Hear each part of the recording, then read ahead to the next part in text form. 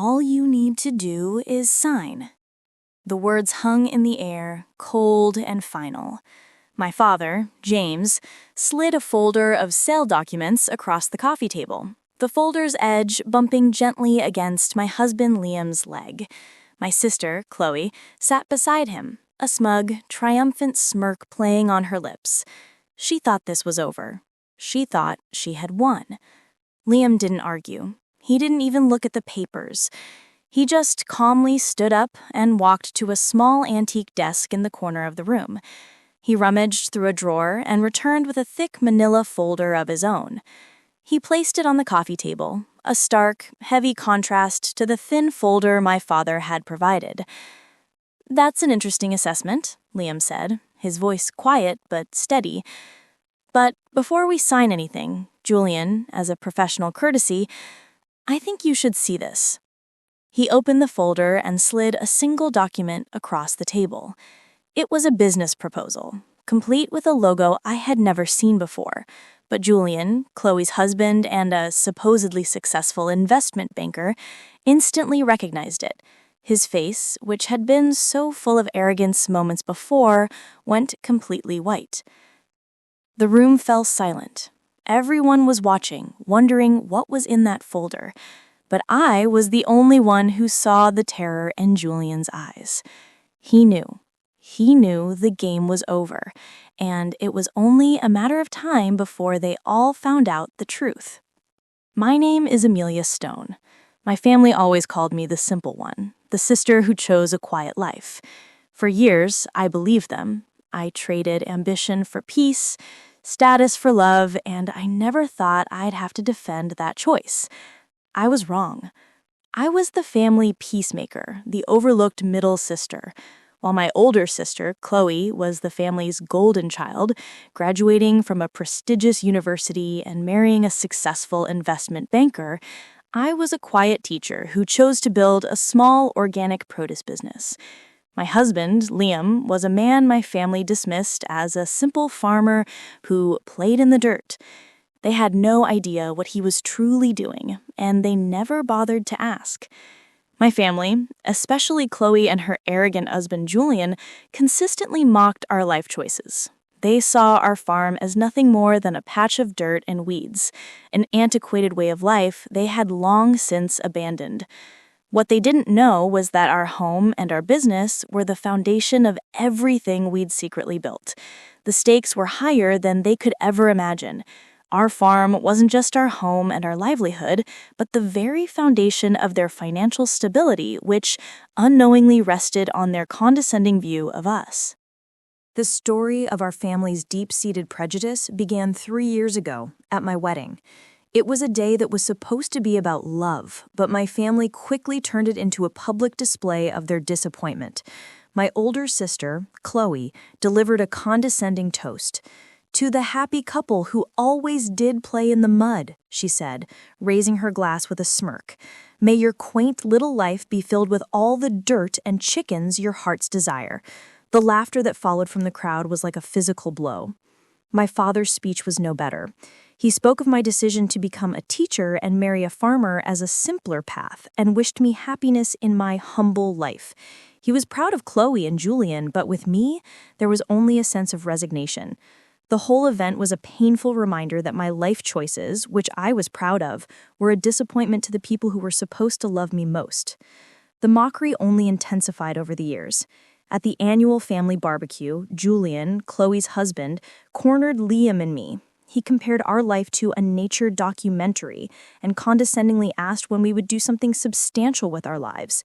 He then turned his attention to me, asking what I could have accomplished if I had applied myself instead of settling for this quaint little life. But the cruelest blow came from Chloe. She stared at our calloused hands and laughed. "Real life happens on Wall Street," she said, "not in your little bubble." They left that day certain that they had won, confident that their money and status made them superior. 6 months later, they went completely quiet. The invitations to their party stopped and my calls went unanswered. I finally reached out to my younger sister, Erin, who tearfully revealed the truth. Julian's investments had failed. She said his company was in big trouble and they'd been forced to sell their Hamptons house and boat. A cold realization washed over me. They weren't just condescending, their arrogance had cost them everything, and I had a front row seat to their downfall. The moment I had been waiting for had finally arrived. The strained phone call from my mother came a week later, her voice thin and desperate. She summoned Liam and me to a family meeting, a phrase that in our family meant an ambush was imminent. We walked into my parents' sterile living room, the same room where a year prior, Julian had condescendingly lectured us on the real world. My father, James, looked pale. Chloe's face was a mask of cold fury, but Julian's was ashen and defeated. My parents began, carefully at first, but their desperation quickly showed. They revealed they had put all of their retirement money into Julian's investments. "We could lose everything," my mother whimpered, her perfect facade finally cracking. Julian, for all his arrogance, had lost not only his own fortune, but my family's as well. Then the true nature of the meeting was revealed. My father slid a thick folder across the coffee table. "We've had the farm appraised and found a buyer," he said, avoiding my eyes. "It's all we have left. We need you to sell it to pay off the debt." My own family was demanding that I give up my home, my livelihood, and the life I had built to save them from a disaster of their own making. I pushed back, refusing to believe they would ask this of me. That's when Chloe delivered the final, cruelest blow. "Amelia, you're playing house on a patch of dirt," she said, her voice dripping with scorn. "This is real life." Julian added the ultimate insult. "It's dirt and weeds and nothing. You haven't lost anything of value." They gave us a 2-day ultimatum. My family had not only belittled my life choices for years, but now they were ready to take them away. That night after we got home, Liam walked me to his office, a room that I had been in countless times but had never truly seen. He opened a filing cabinet I had never seen him open before. He told me there were things I should have known years ago. I thought he was going to show me old deeds or a secret savings account. I had no idea he was about to show me who we really were. Liam's office was a room I had been in countless times, but I had never truly seen it. The filing cabinet he opened was made of steel, sleek and modern, a stark contrast to the rustic wood furniture surrounding it. He told me there were things I should have known years ago, I said, a wave of confusion washing over me. I thought he was going to show me old deeds or a secret savings account. I had no idea he was about to show me who we really were. What he revealed to me that night was nothing short of a stunning deception. My husband, the simple farmer, was not who my family or even I had believed him to be. Liam, my kind and gentle husband, was a PhD in agricultural engineering from MIT and the CEO of Stone Agricultural Technologies, a company he had founded 5 years prior. Our simple farm was not a farm at all, but a high-tech research and development facility. The organic produce business was a cover for a company that was worth over $50 million. The irrigation systems in soil he had been playing in were cutting-edge technology he had been developing for years. Then came the ultimate betrayal, the most devastating secret of all. Liam revealed that Julian's company had failed because he had shorted our stock. He had convinced his clients, including my parents, to bet that Stone Agricultural Technologies would fail. Julian's arrogance and prejudice against the simple farmers had led them to bet their entire future against us. He had single-handedly cost them everything they had, thinking we were nothing more than a few chickens and a patch of dirt. Liam and I decided not to reveal the truth immediately. We knew they were coming to the farm the next day, confident and armed with sale documents they had prepared without our knowledge. Liam calmly called our corporate attorney, Leonard Wise, and asked him to be present. The next day they arrived, full of self-righteous confidence, ready to pressure the simple farm folk into submission.